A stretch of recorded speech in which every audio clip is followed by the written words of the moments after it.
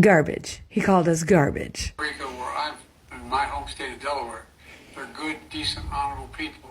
The only garbage I see floating out there is his supporters. Now he's talking about me, and he's talking about you and anybody else that supports Donald Trump. First of all, that doesn't even look like any of the Joes that I have seen in the last couple years. So let me introduce you to Joe number 7. Secondly, like, whatever, dude. And that was pretty much the attitude of everybody. I mean, we read it, we saw it, and we were like, what a jerk. And we all just kind of were moving on, right? There was a lot of things going on. But for about 30 minutes, and then people were kind of moving on. But then the media and all of the leftist conglomerates on X started to kind of freak out. And then Joe Biden came out and issued kind of an apology. Earlier today, I referred to the hateful rhetoric at Puerto Rico spread by the Trump supporter at his Madison Square Garden rally as garbage, which is the only word I can think to describe it. This demonization of the Latinos is unconscionable.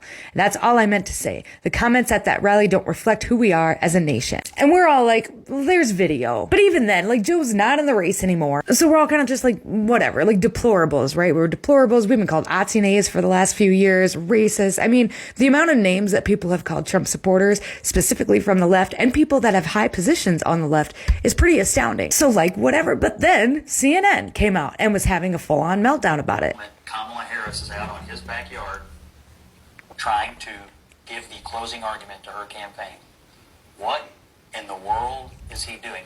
And so it's pretty apparent the disdain with which they hold half of the country in. It's not true.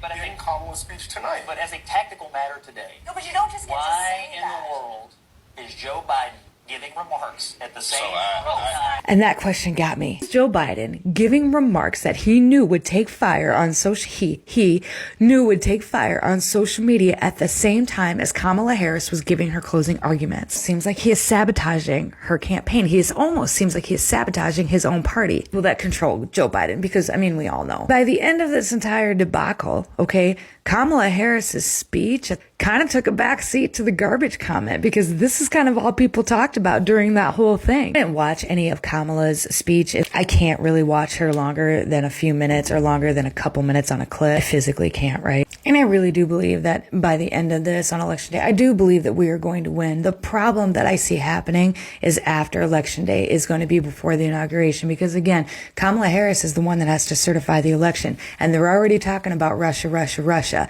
And I feel like she's probably not going to certify it, and it's probably going to be a long and drawn out process after that. It's going to be a fight. Guess we'll see what happens.